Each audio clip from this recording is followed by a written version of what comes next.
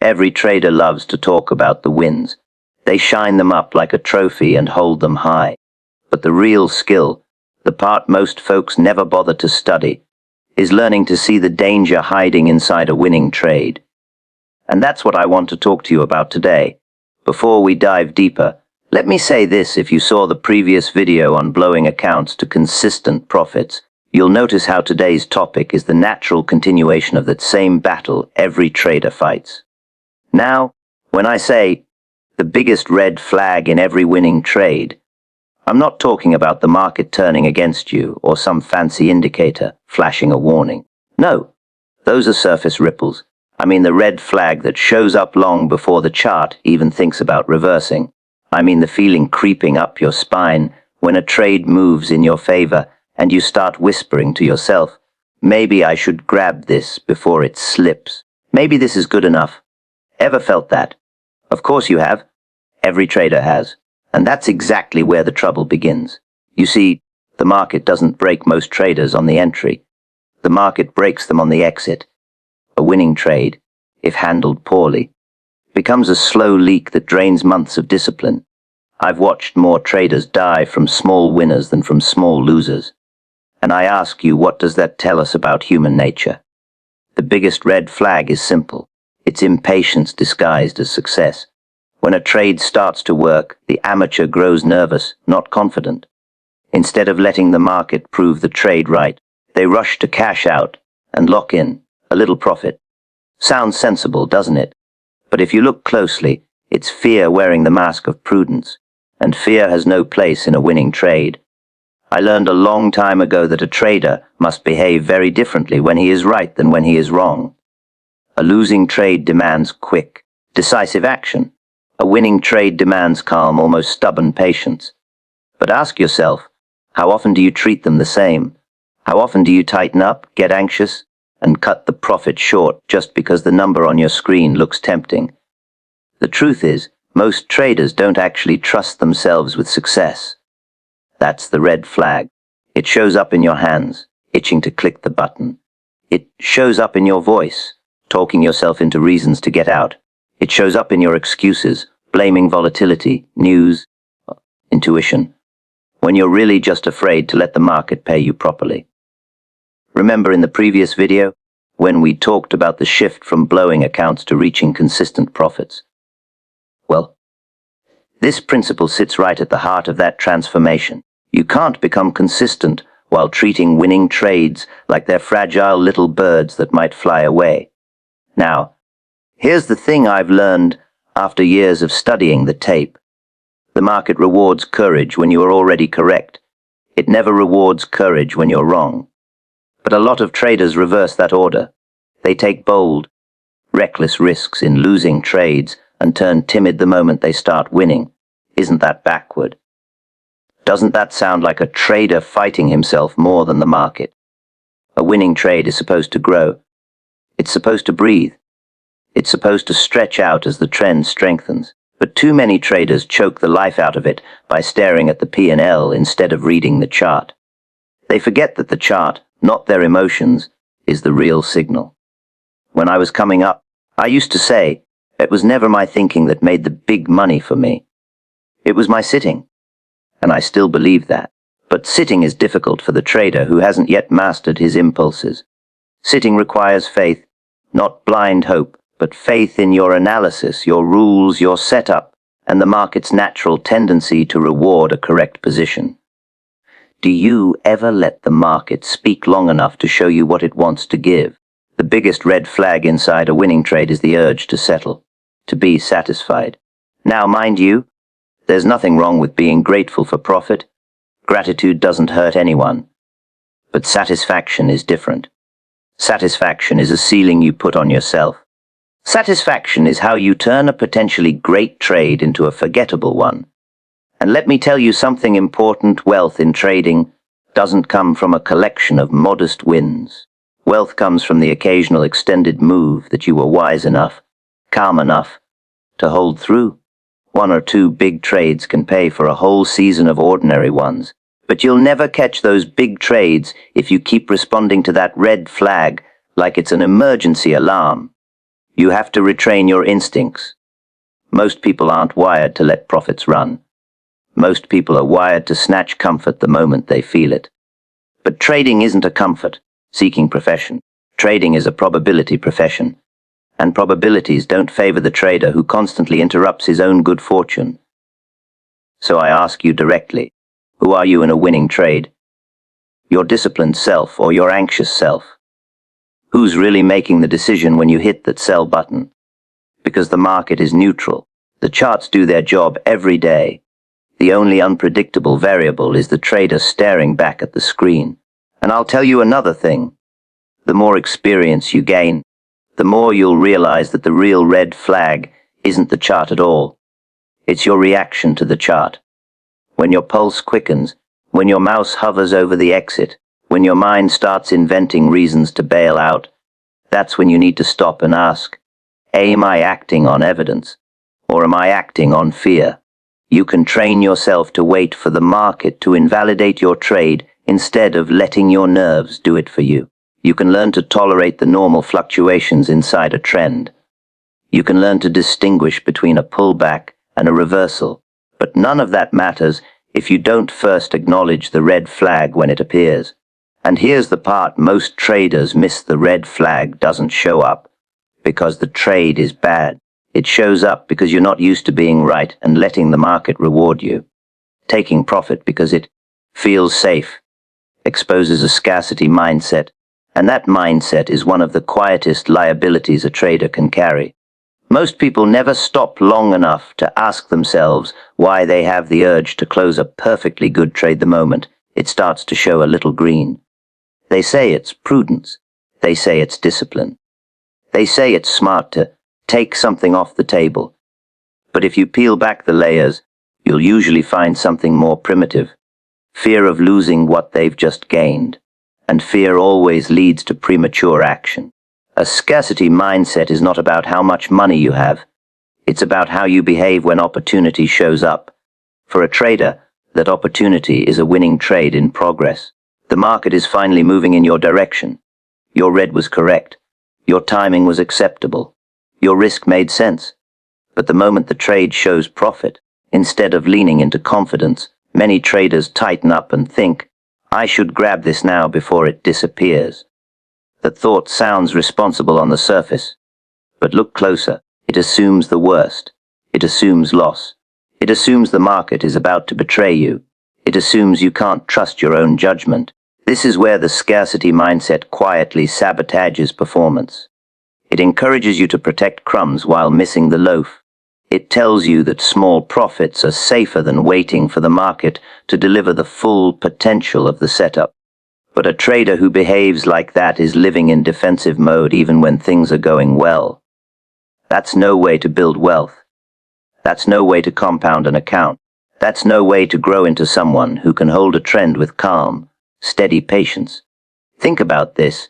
If your plan says your target is higher, if your analysis says the trend is intact, if your rule says to wait for a clear reversal, then why are you itching to exit the moment your P&L turns green? It's not logic that's pushing you. It's emotion, and emotion rarely pushes a trader in the right direction. A winning trade should bring clarity, not anxiety.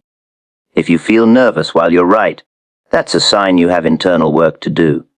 Part of that work is understanding that markets fluctuate. They breathe. They expand and contract. A winning position won't move in a straight line just to make you comfortable. A pullback inside an uptrend isn't a threat. It's part of the structure. But the scarcity mindset doesn't understand structure. It only sees the temporary decline in unrealized profits and interprets it as danger. That's why traders with this mindset often exit at the first sign of hesitation in the move. They aren't reading the chart. They're reacting to discomfort. And here's the irony. The same trader who snatches small gains out of fear will often let losses run, hoping they'll recover. They treat money made differently than money lost. That imbalance tells you everything about the psychology involved. When you're operating from scarcity, you protect the wrong thing. You protect the little bit you already have instead of the much larger opportunity ahead. You cling to minor profits like they're irreplaceable, forgetting that the market generates new opportunities every day for anyone with patience and emotional balance. The deeper issue is that many traders don't believe they deserve to catch large moves. They don't see themselves as the type of person who can ride trends. They don't trust themselves to stay disciplined through the noise. So they create a ceiling, an invisible lid, on how much they allow the market to give them. The moment a trade reaches that personal ceiling, they exit, not because the chart says to, but because their mindset says, this is enough for someone like me. That's scarcity speaking. To break this pattern, a trader must build a new internal identity, one that expects to follow process, not emotion, one that expects to let winners mature, one that expects fluctuations instead of fearing them. You can't change your results without changing the beliefs that generate those results. And the biggest belief to correct is the assumption that the opportunity in front of you is fragile. Good trades aren't fragile. They're resilient. They can withstand noise. They can bend without breaking. But you won't experience that resilience if you never let the trade breathe long enough to show it. Another part of the scarcity problem is over-attachment to the outcome of a single trade. When traders risk too much or trade too large relative to their comfort level, every fluctuation feels like a threat. They treat each winning trade as if it must deliver security right now. That kind of pressure forces early exits. The solution is simple but rarely practiced: trader size that allows you to think clearly. Proper sizing reduces urgency. Reduced urgency expands patience. Expanded patience opens the door to catching extended moves. There's also a practical element here. Markets don't reward the constant harvesting of small profits. Transaction costs, slippage, and missed opportunities slowly erode the account of a trader who cuts winners quickly but lets losers linger. Mathematically, that approach is unsustainable. The only way to tilt the long-term outcome in your favor is to allow the occasional winning trade to grow larger than your average loss. But that cannot happen if you exit every time you feel safe doing so. And you have to notice something else. Safety in trading is never determined by emotion. Safety is determined by structure, by levels, by trends, by clean invalidation points. When you exit because the chart tells you the move is over, that's rational. When you exit because your P&L makes you uneasy, that's scarcity. One builds a long-term career, the other builds a cycle of frustration. When you learn to separate emotional discomfort from legitimate reversal signals, you enter a new stage of trading maturity. You stop trying to cage profits the moment they appear. You stop assuming the worst. You stop letting your fears negotiate your exits. You begin to see that the market often wants to give you more, if you're patient enough to let it. Changing your plan mid-trade is the hallmark of emotional trading, and it's one of the most dangerous habits a trader can develop without even realizing it. Most traders don't start a trade with the intention of breaking their own rules. They enter with a plan, an entry, a stop, a target, a reason. But the moment the market begins to move, so do their emotions, and those emotions begin negotiating with the strategy they swore they'd follow. That negotiation is where performance falls apart. A trade plan is a lifeline. It's supposed to keep you grounded when things get noisy. It's supposed to protect you from your impulses. But the moment you start modifying that plan while the trade is already unfolding, you're no longer following a system. You're following your feelings, and feelings have never been a reliable source of market intelligence. When price moves against you, your emotions want to widen the stop and give it more room. When price moves in your favor, your emotions want to tighten the stop and protect the gains. Both adjustments feel rational in the moment, but that's exactly what makes emotional trading so dangerous. It disguises itself as logic. Every trader has felt that sudden urge to react when a candle spikes or dips. You watch a pullback form, and before you even think it through, your finger is hovering over the exit button. Or worse, you're watching price run away from your entry, and you rush in late, abandoning your rules just to avoid missing the move. These decisions don't come from analysis. They come from impulse, and any plan that can be abandoned so easily was never truly a plan to begin with. A proper trade plan is written before entry because that's when you're thinking clearly. That's when you can evaluate conditions without the pressure of being in the market. The moment you enter, clarity shrinks. Emotions amplify. The noise becomes louder because now you have something at stake. That shift alone is why mid-trade decisions are so often flawed. They're made under emotional conditions that didn't exist when the plan was created. Traders change their plan mid-trade because they want certainty. They want to avoid pain or lock in comfort. But the market doesn't offer certainty. It only offers structure and probability. When you accept that, you no longer need to rewrite the rules on the fly.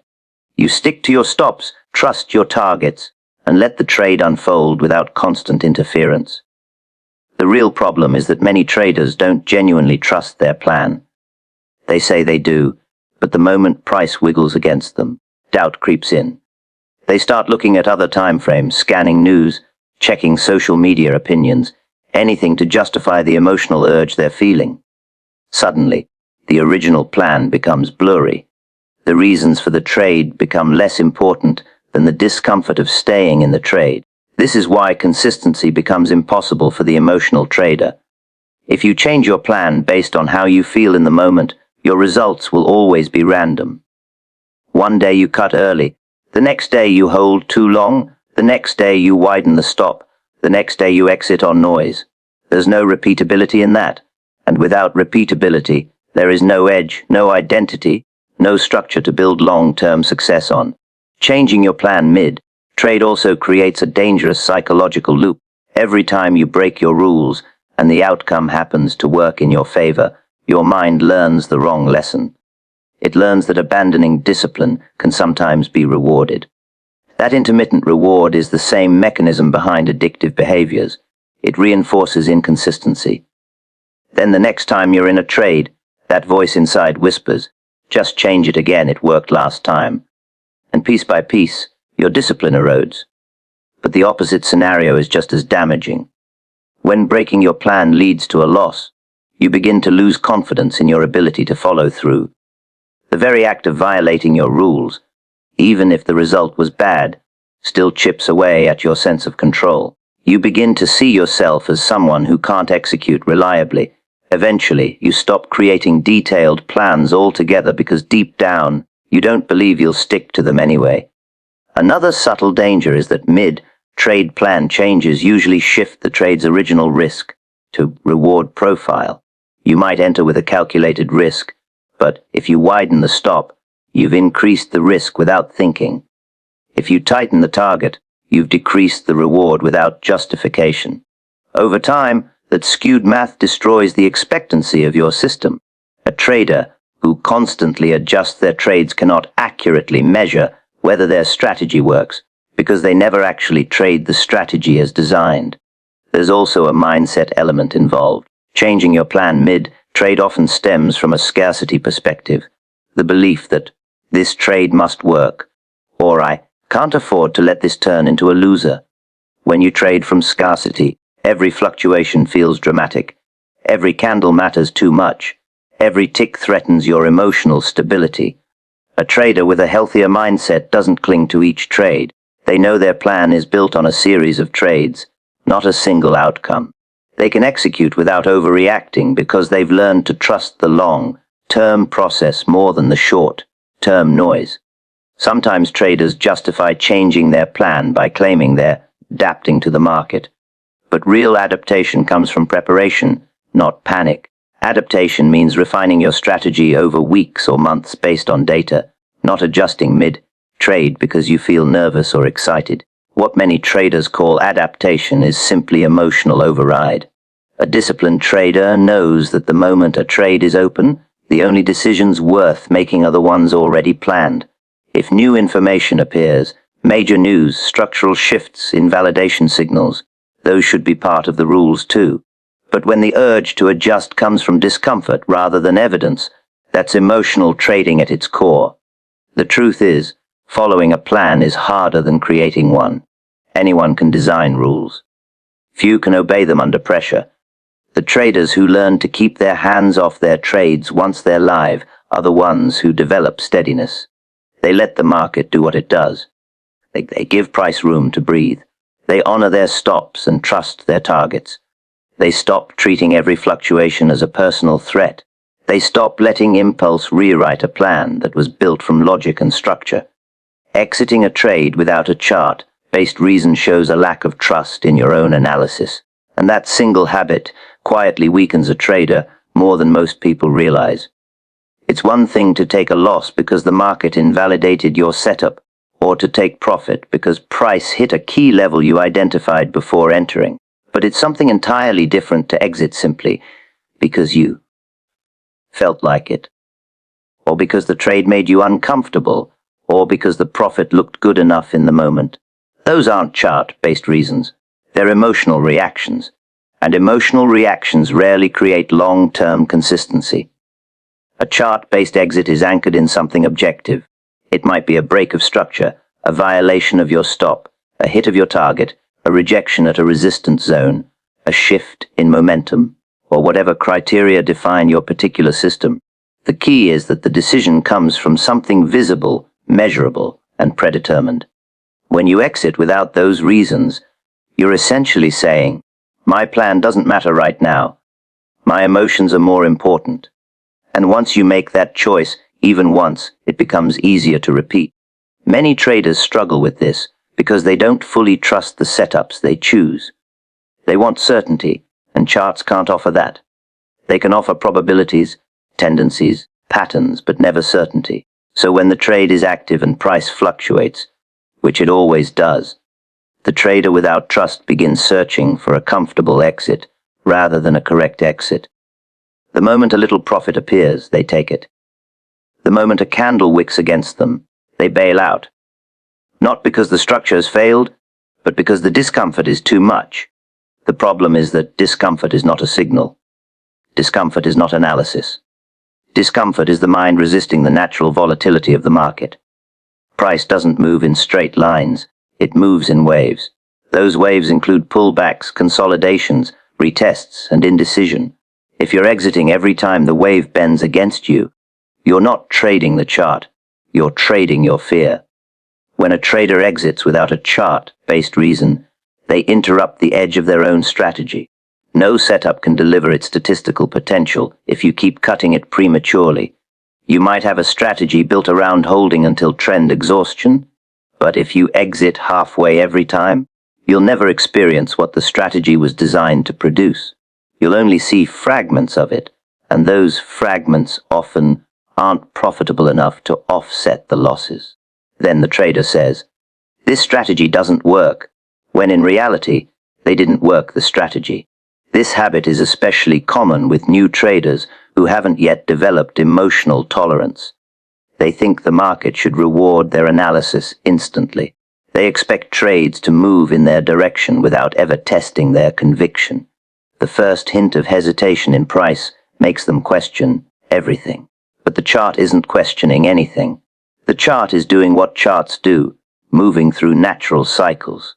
The trader is the one who panics because they haven't learned the difference between normal behavior and real danger. Exiting without a chart-based reason also creates a lot of confusion. If you don't have a rule behind your decisions, you can't learn from them. You can't go back and evaluate. You can't journal properly. How do you categorize an exit like, I got nervous? How do you measure that over time? You can't. And without measurable data, your growth becomes guesswork instead of refinement. Then there's the mindset problem. When you exit emotionally, you reinforce the belief that your feelings are more trustworthy than your analysis.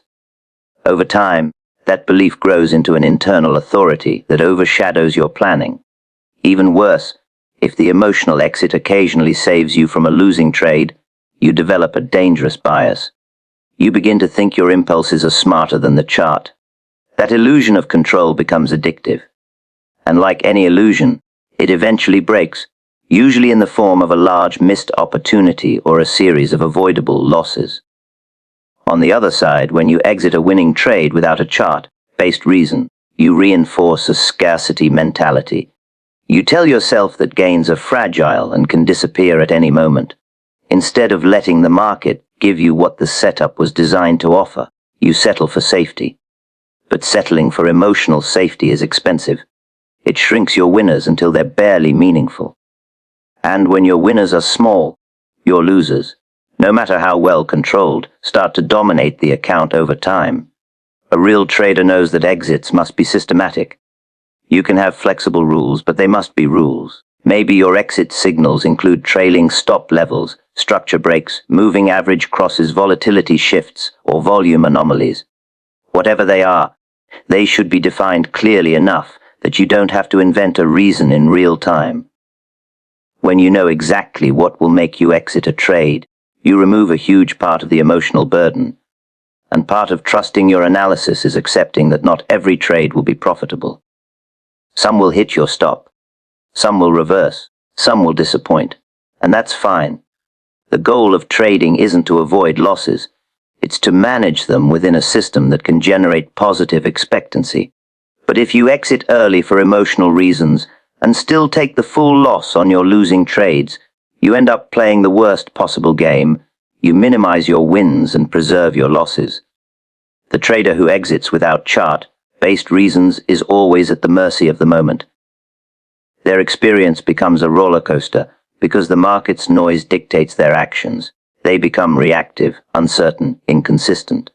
But the trader who trusts their own structure, who waits for real technical signals to exit, who accepts that volatility is normal, those traders gradually build steadiness.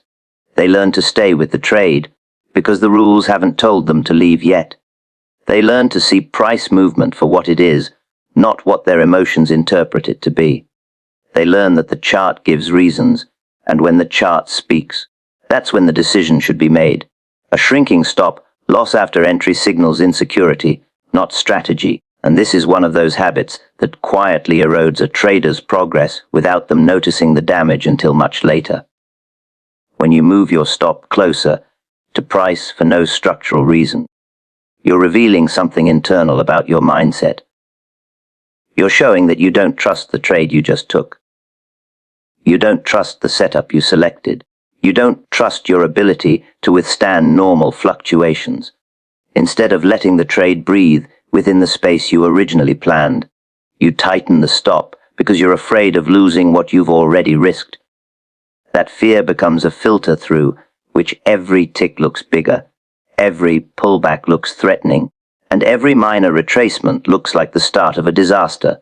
The problem is that the market doesn't move in perfectly clean lines. It wicks, it pulls back, it tries to shake out weak hands before continuing.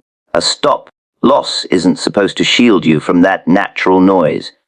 It's supposed to protect you only when your idea is no longer valid. When you shrink the stop the moment you feel uncomfortable, you shift the purpose of the stop from protecting your logic to protecting your emotions. That's not what professional trading looks like. Think about the reason you set the stop in the first place. Ideally, you identified a structural level, support, resistance, a swing point, a liquidity zone, somewhere that, if price reached it, the idea behind the trade would be proven wrong. That's the essence of a good stop loss. It represents invalidation, not irritation. But once you're in the trade, insecurity creeps in. You start imagining what could go wrong. You picture your P&L dipping more than you're comfortable with, and suddenly, tightening the stop feels like smart risk management. But if you're honest, it's not risk management. It's uncertainty disguised as prudence. When you shrink a stop for emotional reasons, you're essentially saying, I don't trust the level I picked. I don't trust the structure. I don't trust myself. And if you keep acting that way, the market will eventually prove that lack of trust to be costly. Because more often than not, price will dip just enough to trigger your new, tighter stop, and then continue straight in the original direction. That's one of the most frustrating experiences for any trader, being right about the idea but wrong about your own emotional tolerance. And when that happens repeatedly, it wears down your confidence until you begin questioning every decision you make. Another issue is that shrinking your stop changes the entire risk-reward dynamics of the trade.